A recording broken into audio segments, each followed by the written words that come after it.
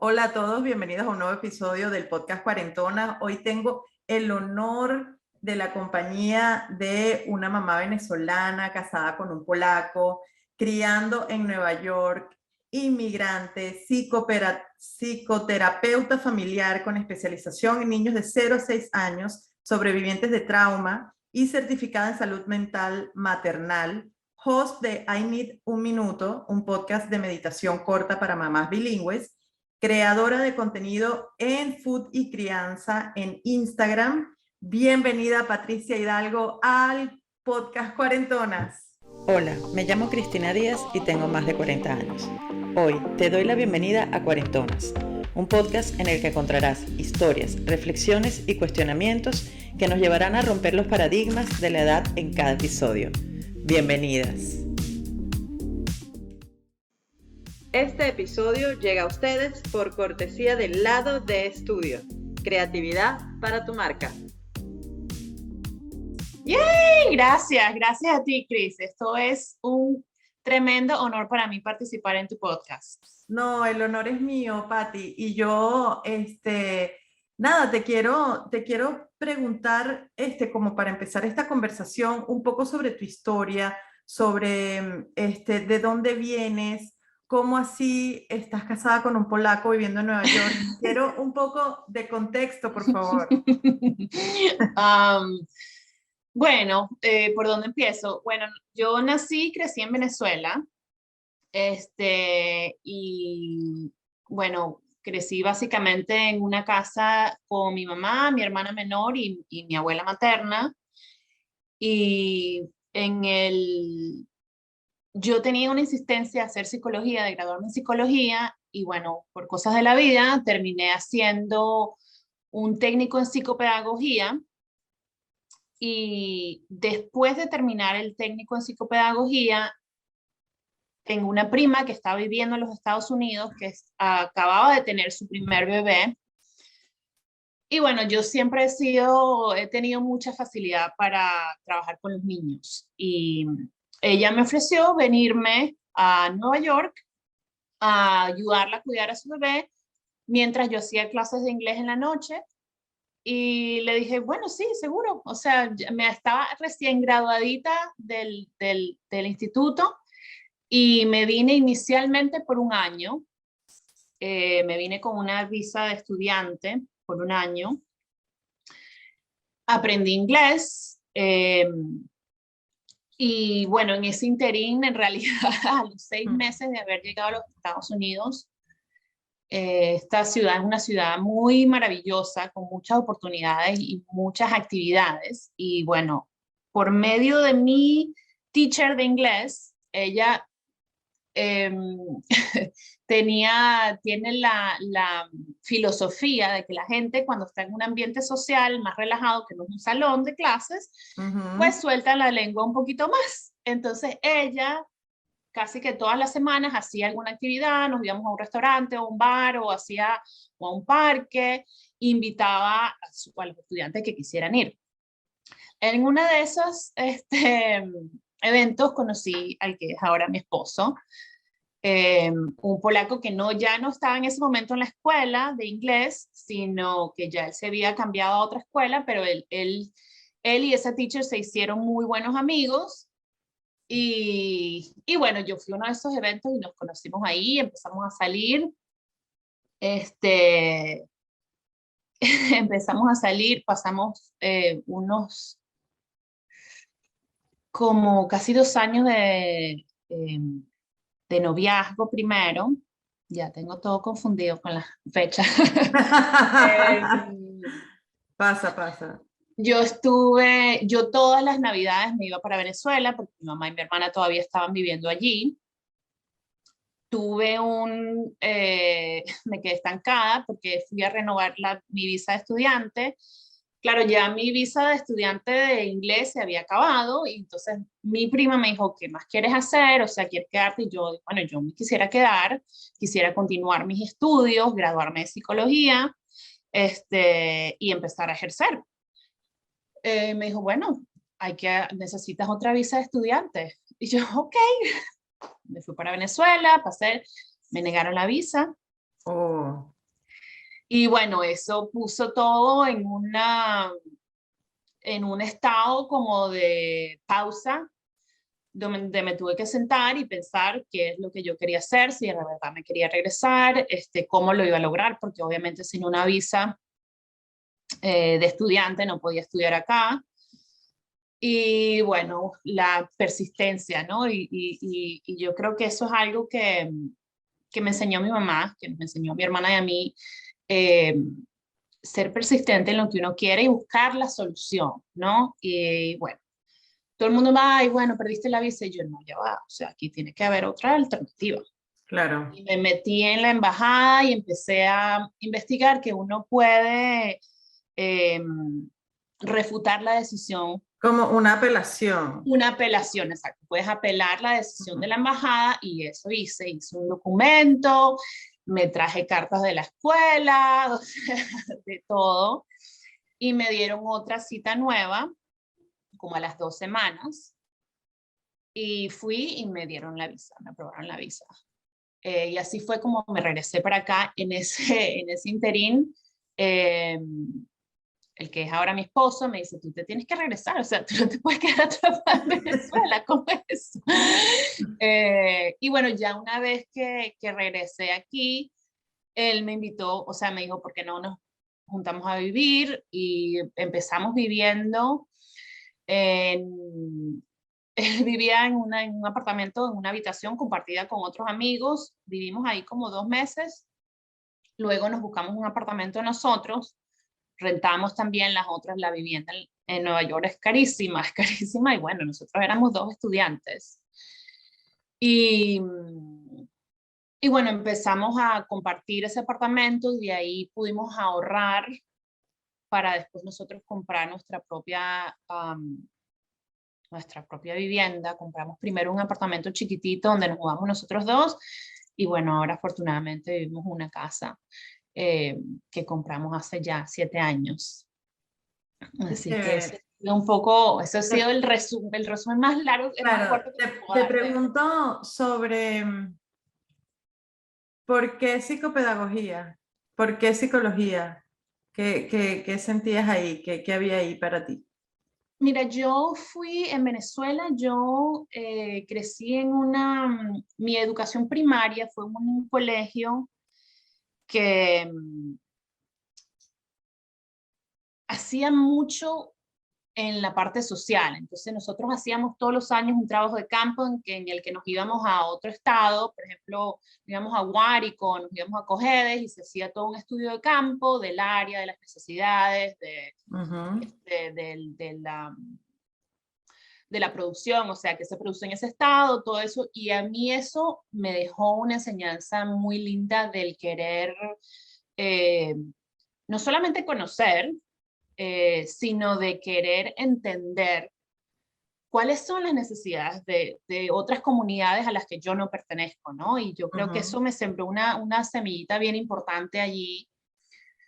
Y después, cuando ya me gradué de bachiller, quería hacer psicología, psicología, psicología, porque siempre me pareció interesante. Yo, bueno, como te decía antes, yo he tenido siempre mucha facilidad para trabajar con los niños, para estar con niños. Yo he trabajado desde que tenía como 15 años, o sea, yo fui niñera en Venezuela, yo trabajé en, ¿cómo es que se llama? Planes vacacionales, trabajé para Ajá. una compañía como por 5 años, en donde, Como bueno, guía de campamento, algo guía así. de campamento, o sea, y me encantaba y me lo disfrutaba, y a mí siempre me tocaban las patrullas de los niños chiquitos, porque bueno, Patricia es o sea, y me encantaba, de verdad que todavía, o sea, yo amo estar rodeada de niños chiquitos, me parece que es una etapa de la vida muy rica, en que los niños son muy honestos y te dicen cosas y te enseñan también el mundo la manera en que ellos ven el mundo, me parece que es un cable a tierra para los adultos, Ujú. ¿no? Entonces, bueno, empecé con eso, no quedé en psicología y dije, bueno, puedo hacer psicopedagogía, que, bueno, me da la habilidad de trabajar en las escuelas. Yo estaba trabajando en una escuela ya para niños con dificultades auditivas en Caracas. sabes, siempre he estado como en el mundo del trabajo con los niños y me encanta, la verdad es que me encanta. Cuando estabas en la universidad, y bueno, en tu juventud, esa en Caracas, estudiando, ¿cuál era tu sueño que iba a pasar en el futuro para ti? ¿Qué esperabas que iba a suceder? Mira, yo nunca pensé que iba a salir de Venezuela. Mi mamá, o sea, yo vengo de una familia de venezolanos, de los abuelos venezolanos. Claro, no Este, como esas otras familias, no, mis abuelos son tal, no, alemanes. Ajá. no, nosotros no tenemos, no teníamos, ahora estamos en la nueva generación de inmigrantes que están criando niños con culturas mezcladas, pero yo no pensé nunca que iba de hecho, nosotros crecimos, mi papá falleció cuando yo tenía 7 años y mi mamá fue mamá soltera, ¿no? Y ella se esmeró mucho para que mi hermana y yo, o sea, lo que ella decía era educación. Ustedes se tienen que graduar, ustedes se tienen que graduar, ustedes tienen que tener una carrera, ustedes tienen que tener una carrera. Ujú. Y eso sí, yo lo tenía bien claro. O sea, yo me tengo que graduar de algo y tener una ¿Tú carrera. crees que el hecho de ese evento tan traumático que es perder a tu papá tan chiquita te haya marcado para lo que haces hoy en día? Sí, y con los años he aprendido que hubo una necesidad mía Ujú. de entender un poco eso. O sea, yo hice, mira, en mi trabajo de grado de la maestría de acá, creé un cuento infantil con mi hermana, que es diseñadora, y gané honores, o sea, y el cuento era sobre separaciones traumáticas. Entonces, ¿sabes? Ahí es cuando tú empiezas a decir, ¿de dónde viene esto? Ujú, ujú. Eh, entonces, bueno, no, de verdad que, Cris, o sea, no lo tenía concientizado hasta hace pocos años en realidad, ¿no? Que eso había sido para mí un hilo para entender muchas cosas. Eh, y, y que a mí se me ha dado toda la vida con facilidad. O sea, yo soy muy preguntona, yo soy muy preguntona y me encanta Ujú. entender y leo este, y ese fue el camino que yo veía, o sea, yo pensaba que en la psicología eso era lo que yo iba a encontrar. O sea, ¿Lo encontraste? sí, sí, Ok, sí, ok. sí, sí. Veo que lo que haces, digamos, públicamente en tus redes sociales y el podcast que tienes está dirigido al rol de mamá. Ujú. Entonces, te quiero hacer una pregunta sobre exactamente para ti, ¿qué, qué te ha dado? ¿Por qué lo hiciste? ¿Qué te ha dado esa iniciativa y por qué te dio por ahí? Bueno, eso tiene un abanico de respuestas, ¿no? Y voy a empezar con eh, la importancia de mi relación con mi propia mamá, ¿no? Que es em, ese castillo protector y encantado de que en la vida todo se puede, ¿no? Yo siempre quise ser mamá, o sea, yo dije, o esa era otra de las cosas que yo quiero hacer. Tengo que graduarme y yo en algún momento voy a tener mis hijos, yo quiero ser mamá, como sea, en realidad yo no tenía preferencias y dije, bueno, si yo no puedo tener hijos en un momento, pues adoptaré, o sea, yo quiero criar, yo quiero criar. Y, y después de eso, claro, en el camino de mi profesión, ¿no? Cuando yo estudié en Venezuela, trabajaba con niños con dificultades de aprendizaje, problemas emocionales, entonces el trabajo directo era con los niños. No Mm. se hablaba mucho de qué hacer con los papás, que es una gran parte, sobre todo cuando estás trabajando con los chiquitos. Y yo siempre decía, el trabajo más difícil de esta profesión es trabajar con los papás, porque claro, encuentras mucha resistencia y se entiende, ¿no? Cuando llegué aquí, en esa transición de visas y de qué voy a hacer, eh, eso que se convierte en un dolor de cabeza para uno como inmigrante, ¿verdad? Porque yo hice esa visa de estudiante, luego eso se acabó y esa visa de estudiante te da un año de permiso de trabajo Ujú. y yo trabajé con una agencia que ofrecía servicios a niños en cuidado temporal, que es foster care en inglés. Sí. Y, y eso fue una experiencia súper enriquecedora para mí de entender, ok, sí puedo, yo puedo trabajar con niños directamente, pero tengo que hacer algo más para poder involucrar a los papás en este proceso que es tan difícil. Y ahí fue cuando empecé a buscar, yo todavía tenía que necesito ser psicóloga, pero en el campo me empecé a dar cuenta que los psicólogos en este país hacen más que todo investigación o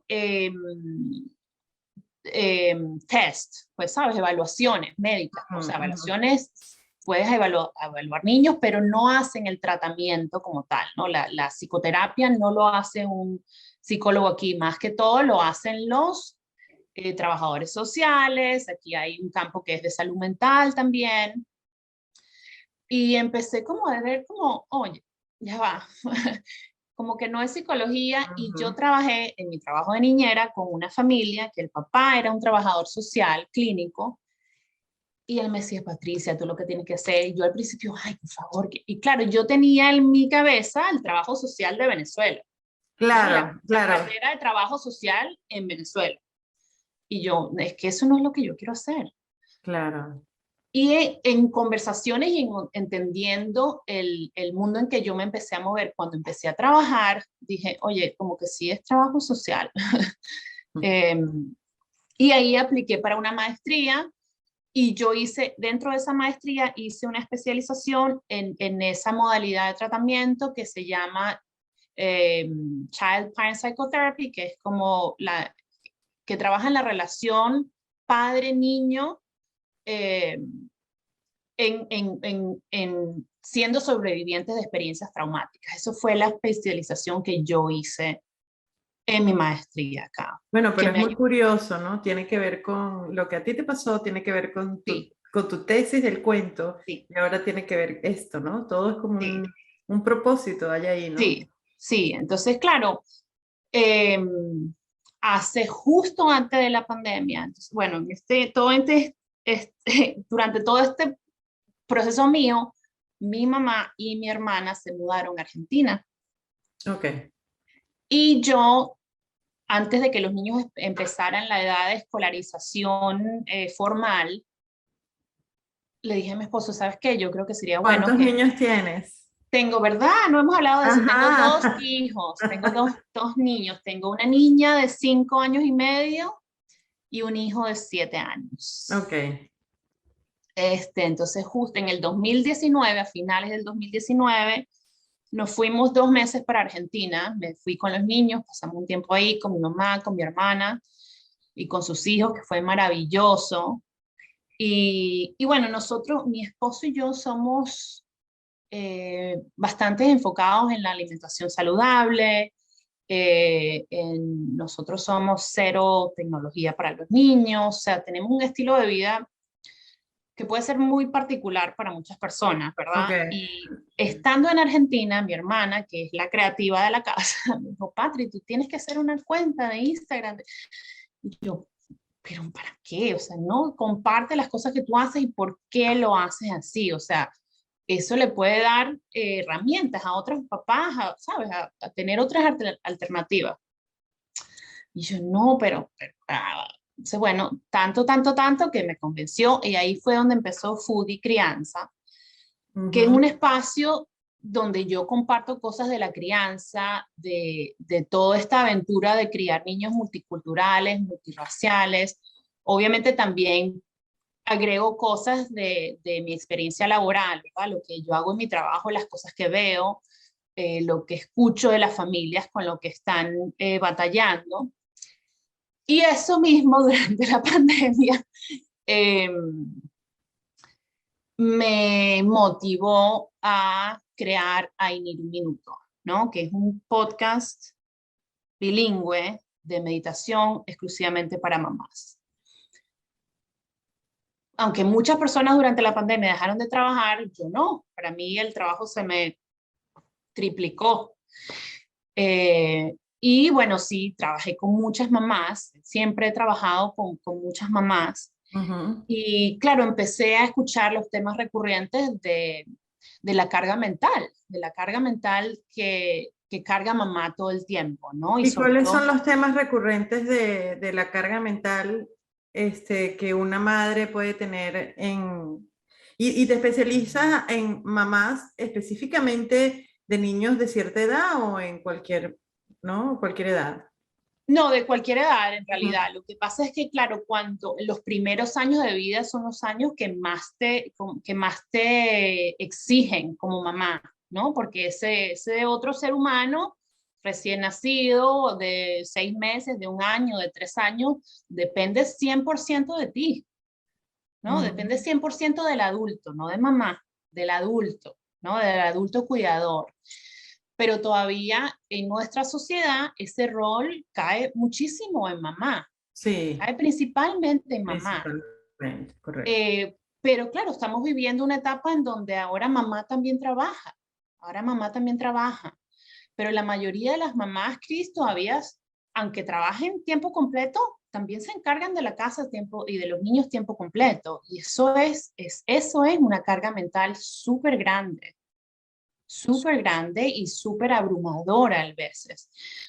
Entonces, claro, durante la pandemia, donde los niños estaban haciendo escuela desde casa, o sea, Ujú. eso fue súper difícil para muchas familias o las familias que no tienen los recursos para, bueno, el niño se queda aquí frente a su computadora, hace su clase mientras yo estoy trabajando aquí, no, sino que tiene que irse a trabajar a McDonald's por 8 horas, Ajá, pero el niño ajá, está en la claro. escuela, ¿no? O sea, mamá soltera que no tiene los recursos, que si no va a trabajar no tiene con qué pagar la renta, ¿no? Entonces, todas esas cosas me hicieron pensar, y en ese momento estaba trabajando en particular con una mamá que en un par de sesiones me dijo, tú deberías hacer un podcast de meditación, porque tú me ayudas mucho cuando tú hablas así, no sé Ujú. qué. Y yo, y claro, lo guardé ahí en la gavetica. Y después, bueno, hice un curso con una amiga que prepara gente para crear podcast y bueno, se dio, ¿no? Y lo Ujú. dije, lo voy a hacer a mi tiempo, es una cosa demandante, tú lo debes saber mucho más que Totalmente, yo, es un trabajo. que requiere organización, que requiere muchas cosas. Entonces, bueno, lo he estado haciendo a mi ritmo y bueno, a mí me da una satisfacción inmensa cuando, bueno, cuando recibo el feedback de las mamás que lo escuchan y que les da, aunque sea en esos 2, 3 minutos, un momento para respirar y para recargar un poquito de energías.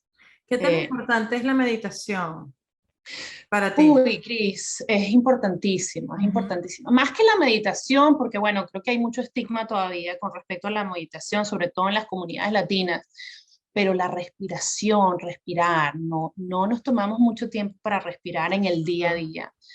Y miren, como en la etapa más difícil de la pandemia, cuando yo estaba trabajando, que me tocaba ir a la oficina, bueno, por casualidad de la vida, NPR, que es una estación de radio nacional acá, tenía a las 12 del día, que era la hora que yo salía a trabajar, eh, 1 minuto de meditación, ¿no? Y te Increíble. invitaban a, por favor, usted se para donde esté, cierra los ojos, no importa, o sea, esto no es una cosa que te tienes que, no, vamos a respirar juntos. Y eso era para mí, Cris, como el reset perfecto para después hacer la transición de mi vida de mamá con los niños en la casa, trabajando, no sé qué, ok, ahora me voy a mi oficina y tengo que atender a estas otras personas que están buscando refugio o recursos o maneras de cómo manejamos toda esta situación que estamos viviendo. Y eso a mí se me quedó grabado y desde ahí empecé, o sea, ahí yo me enganché con la meditación y con los ejercicios de respiración de una manera que me ayudó a crear este podcast. Una persona que no, que nunca ha meditado, o sea, yo soy esa persona, no que nunca ha meditado, pero que me es muy difícil concentrarme para meditar. Es muy difícil poner la mente en blanco empiezo a pensar, ay, ¿será que ya tengo la mente en blanco? O sea, ¿me entiendes? Sí, O sí, sea, sí, sí, me da sí, ansiedad, algo así, ¿no? sí. Entonces, para una persona, pero sé de la importancia, o sea, sé de la Ujú, importancia de la respiración, de, de, de estar aquí. O sea, por ejemplo, yo aquí, ujú, estoy solo aquí contigo. Para mí, ujú. tú eres mi todo ahorita, ¿verdad? Entonces, yo sé que eso es importante, pero no sé si alguien que nos escucha se siente identificado conmigo, que soy la más ansiosa del mundo, sobre, Ujú. sobre meditar y todo esto, no sé qué tips puedes darle a una persona que no se conecta con eso. Ok, me encanta esa pregunta por varias razones. Te voy a decir una cosa. Todos somos esa persona ansiosa. Todos, todos, todos, todos. Todos tenemos eso porque vivimos en un mundo que no para, ¿verdad? Tenemos el acceso a la tecnología, el teléfono, la computadora, o sea, todo, ¿no? Nuestro cerebro no está capacitado para procesar la cantidad de información que recibimos todos los días. Ujú. Entonces, tú, Chris, y esa dificultad de poner la mente en blanco, como tú dices, la tenemos todos, todos, por el mundo en que vivimos, ¿verdad? Pero ahí te voy al segundo punto. Meditar no es necesariamente poner la mente en blanco. Poner la mente en blanco, bueno, sí, ya te vas a un nivel donde es una práctica específica, ¿verdad? Ujú. Pero meditar y respirar lo podemos hacer empezando por un minuto, ¿no? Y por eso es que yo, de hecho, mi podcast no lo llamo que es una meditación, lo llamo una respiración bilingüe, de hecho, ¿ok? Ujú.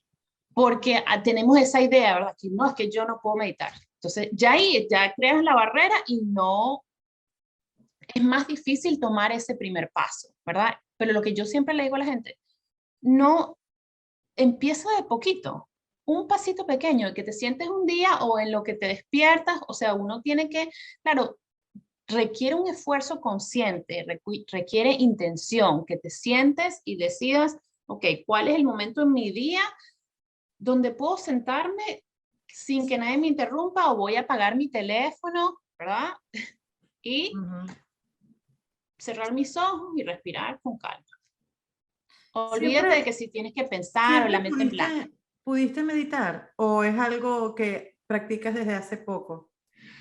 Practico desde hace poco y te voy a decir que cuando yo salí embarazada de mi primer hijo, antes del embarazo, bueno, mi esposo tuvo un accidente de carro y tenía muchos problemas en la rodilla y el doctor que lo estaba viendo le dijo, deberías practicar yoga, deberías practicar yoga. Entonces, bueno, le daba pena ir solo y me dijo, vamos a ir los dos juntos. Bueno, ok, está bien. Mis experiencias con yoga habían sido malísimas porque lo mío es zumba y bailar y cantar, pero yoga, o sea, a mí la primera clase de yoga que fui me botaron porque me entró, los nervios me hizo a darme como un ataque de risa y me chucharon y yo dije, esto no es lo mío, yo me Escúchame, voy. creo que nos ha pasado lo mismo. O sea, no igual, pero sí, y que, ay, qué delicioso esta clase de yoga. Y yo, que yo me quería morir, qué Ajá. desesperación. Ajá.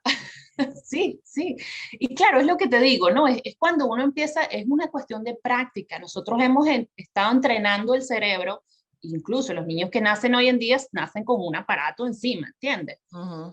Pero tenemos años entrenando al cerebro a estar todo el tiempo así, ¿no? Mirando y pendiente, atento, respondiendo, todo. Ese mismo entrenamiento lo tenemos que hacer para poder llegar al estado de, ya va, déjame tomar un minuto, déjame pensar, déjame respirar con calma, de concientización. Es un O trabajo que sea, se del hace con yoga práctica. fuiste a la meditación. Sí, sí, Ok. porque me empecé a dar cuenta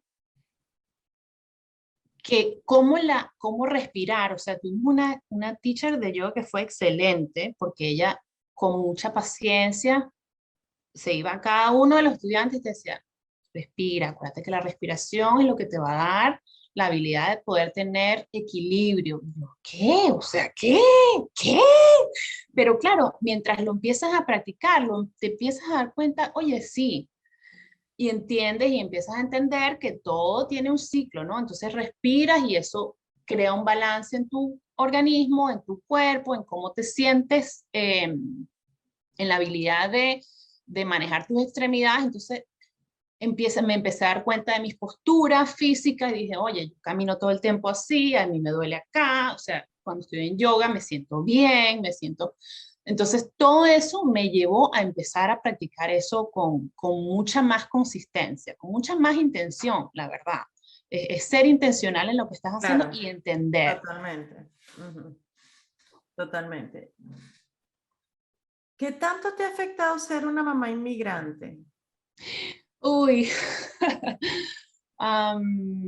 bueno, yo no diría afectado.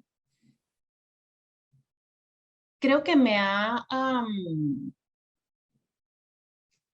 hecho cuestionar, no, me ha hecho otra vez volver a esa intencionalidad, ¿no? Y sentirme identificada con quién soy yo. O sea, yo sigo siendo venezolana, tengo más de 15 años viviendo en este país, pero yo soy venezolana todavía. Yo quiero que mis hijos, y eso no es para todo el mundo, el que se quiera identificar, o sea, esta es mi historia, Es ¿no? una Y ha decisión sido, personal, es claro. una decisión muy, muy personal y que tiene que ser respetada. Si usted no, si a ti no te preocupa que tus hijos no hablen español, está bien, o sea, cada quien tiene que hacer lo que a cada quien le haga feliz desde sus propias experiencias, no porque Ujú. Patricia lo hace, o no porque Chris le está yendo bien haciendo esto, no, uno tiene que pensar, porque cada uno de nosotros viene con una maletica diferente, llena de cosas diferentes. Ujú.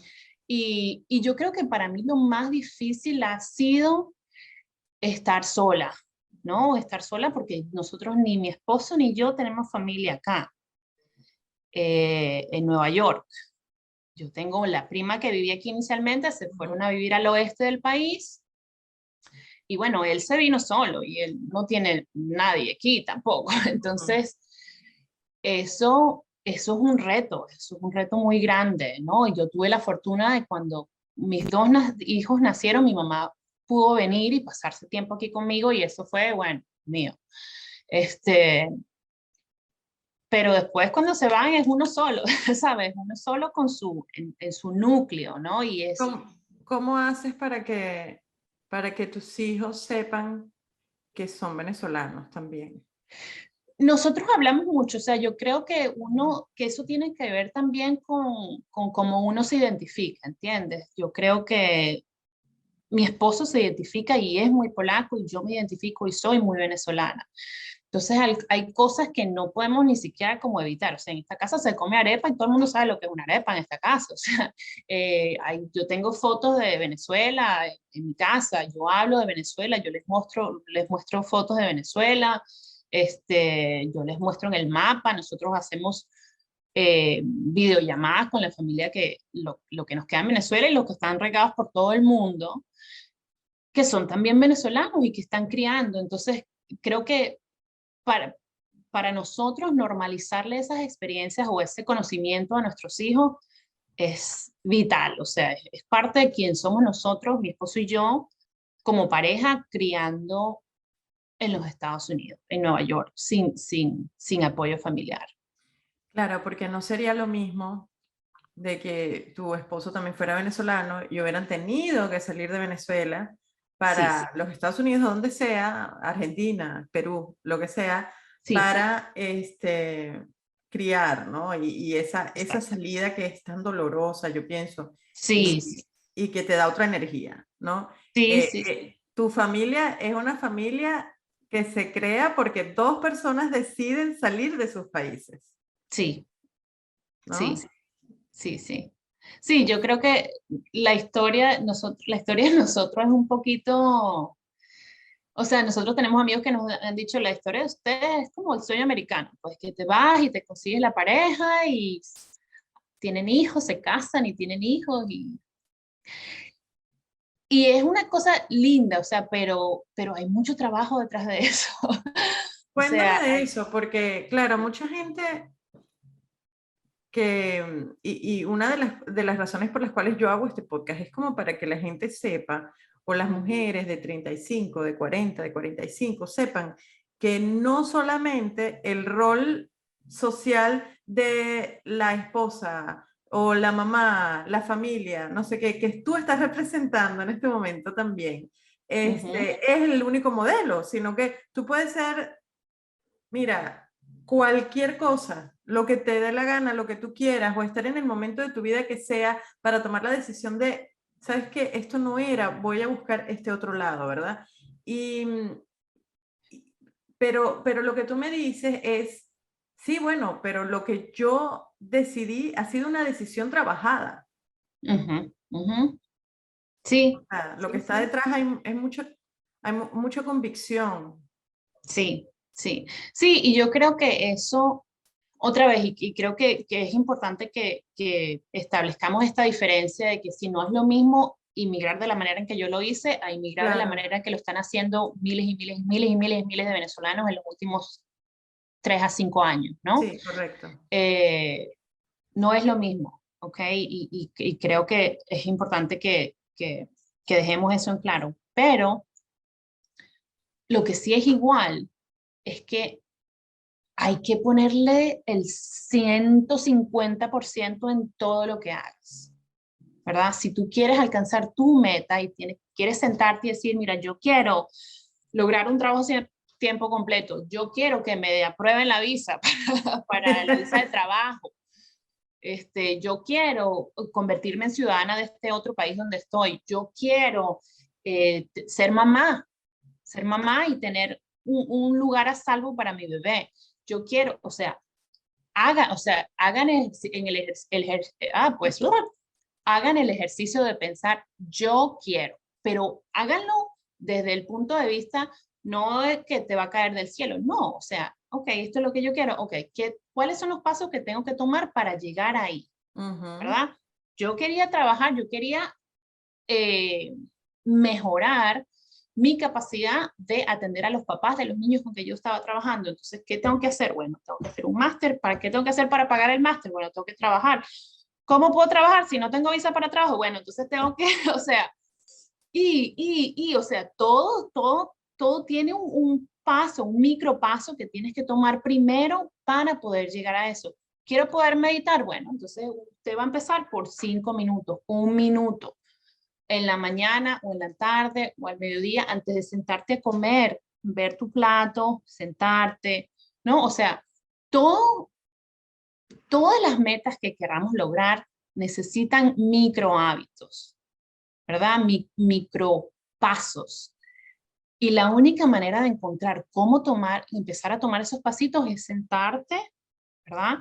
Con calma y pensar, ok, ¿qué es lo que quiero hacer? Yo quiero esto. ¿Cuáles son los pasos que tengo que tomar? Tal, tal, tal. ¿Cuáles son los recursos que tengo en este momento? ujú. ¿Y cómo los puedo usar? O si hay un recurso que realmente necesito y no lo tengo, ¿cómo puedo alcanzarlo? Claro. ¿Hay alguna práctica que, que hagas con tus hijos que tú dices, bueno, esto, además de que ya comentaste que tienes fotos de Venezuela, que tienes videollamadas, que se come arepa, ¿hay algo específico que tú haces con tus hijos que puedas compartir que sea como para reafirmar la multiculturalidad de la casa? O sea, Sí, bueno, muchas cosas hacemos, pero una cosa que hacemos todas las noches, tanto mi esposo como yo, cuando nos despedimos de los niños para ir a dormir, ujú, si soy yo la que los está acostando, yo les digo, te amo, kocham się, que es te amo en polaco, I love you. Esas 3 frases, justo antes de dormir. Si lo dice mi esposo, a lo mejor él empieza primero con el kocham się, con su propio idioma, está bien, no importa el orden en realidad. Pero yo quiero que ellos se sientan libres de escoger su propia identidad, Cris, porque yo no tengo control de eso. Yo quiero que ellos sepan, mi mamá es venezolana y yo tengo mitad venezolana en quién soy. Pero si ellos el día de mañana quieren decir yo soy polaco o yo soy estadounidense, bueno, ujú. está bien, porque ellos van a crear su propia historia con las experiencias que ellos están viviendo. En algún momento es mi deseo más grande poderlos llevar a Venezuela y que ellos vean ese país que existe y que tiene muchas cosas hermosas con todas las dificultades que tiene. Claro. Y que ya, y que se lo guarden en su gavetica aquí de los recuerdos y que hagan con eso lo que mejor les funcione a ellos. ¿Qué es el éxito para ti, Patri? El éxito es sentirte, para mí el éxito es sentirte feliz donde estás con lo que, con cómo estás. Si te falta, entonces tienes que, es algo que no has hecho. Hay que otra vez contar tus pasos, empezar por el más chiquito, por el más fácil, ver tus recursos. ¿Tienes miedo a envejecer? A envejecer, no. No, a envejecer no. Tengo miedo a la muerte, pero a envejecer no. Creo que envejecer es un privilegio muy grande, que ¿Cómo te nos da la sientes? oportunidad de vivir otras cosas. Claro. ¿Cómo te sientes con tu edad? ¿Cómo te sientes cuando llegas a un sitio y te dicen señora o lo equivalente a señora en inglés? Bueno, al principio me chocaba bastante. De hecho, hay una anécdota muy de nuestra boda civil. Nosotros tuvimos una boda civil aquí, tuvimos boda por la iglesia en Polonia.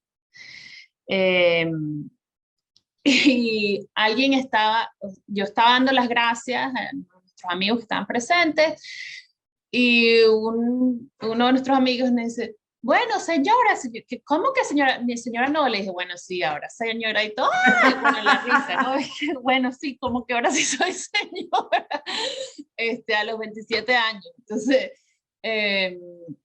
¿sabes? Es entender un poquito cuál es el contexto social y cultural de esas palabras, ¿no? Y qué implica ser señora. Yo me siento como de 25 y estoy contenta. Yo también. Estoy contenta con lo que estoy haciendo, estoy contenta con cómo siempre hay cosas que trabajar, siempre, o sea, siempre hay cosas que podemos mejorar. Pero yo creo que también creo que somos una generación que está tumbando un poquito esos estigmas de que la señora ya es la vieja, o sea, no, puede ser una señora de 27 años que se está casando, se está convirtiendo en señora. Pero también eres una señora de 40 que el estereotipo de señoras de 40 cuando nosotros teníamos 20 era Ajá, como exacto. una mamá súper antigua y yo Exacto. siento que, bueno, no sé, pero siento que no somos así, en serio. No, mira, cuando a mí me empezaron a gustar las flores, y yo dije, ay, usted se está poniendo vieja. Pero empiezas a descubrir que no hay nada malo de eso, que es un proceso, que es parte de la vida y que bueno, de que tenemos la fortuna. Mira, yo creo que para mí la pandemia ha sido ¿sabes? Un despertar Para todo el mundo, qué impresionante cómo Sí, la pandemia, todo sí. el mundo que entrevisto con la pandemia, wow, Claro, qué que un impresión. despertar de darnos cuenta de lo que significa la mortalidad y del privilegio que tenemos de haber sobrevivido a una pandemia. Mucha gente no lo hizo. Entonces yo creo que tenemos que darle valor a la vida que tenemos, ¿no? Y con las dificultades, no es que la vida es fácil, no, para nadie es fácil. Eh, pero tenemos que darle el valor a lo que tenemos. ¿Qué sueños te faltan por cumplir, Patri? ¿Qué sueños me faltan por cumplir? Bueno, regresar a Venezuela. Me encantaría regresar, no a vivir. Yo creo que ya a estas alturas de mi vida, no sé si pudiera vivir en Venezuela, lo confieso. Pero sí, quiero regresar al apartamento donde crecí, quiero llevar a mis hijos, quiero ir a ver las cosas que no he visto. Cris, mi esposo es un viajero del mundo que le encanta y eso es una cosa, aunque yo tengo terror a montarme en un avión, pero he ido a lugares que nunca en mi vida pensé que iba a ir, como Camboya, como, o sea, la Patagonia, o sea, he estado en lugares que nunca pensé que iba a llegar, porque mi mamá era una mamá soltera contando el dinerito que le entraba para hacer lo que se tenía que hacer. Eh, y hay muchos lugares de Venezuela que yo no conozco. Yo no estaba en la Gran Sabana, o sea, hay Yo lugares tampoco. Me encantaría llevar a mis hijos y mostrarles, mira, esto es Rhode Me Island. encantaría ir a Los Roques. Los Roques, imagínate. Me Los muero de Roques, ganas de ir a Los Roques, sí. hay lugares tan lindos, tan Nunca he hermosos ido. que visitar. A ver el Salto Ángel. Ujú, sí, Ujú. sí. Eso es uno de mis sueños por cumplir. Ay, me conmoví. Pati, la pregunta clásica de este podcast es la que hago al final, que es esta. Si en vez de mí aquí estás tú de 20 años, ¿qué te Mm, dirías? uy, em,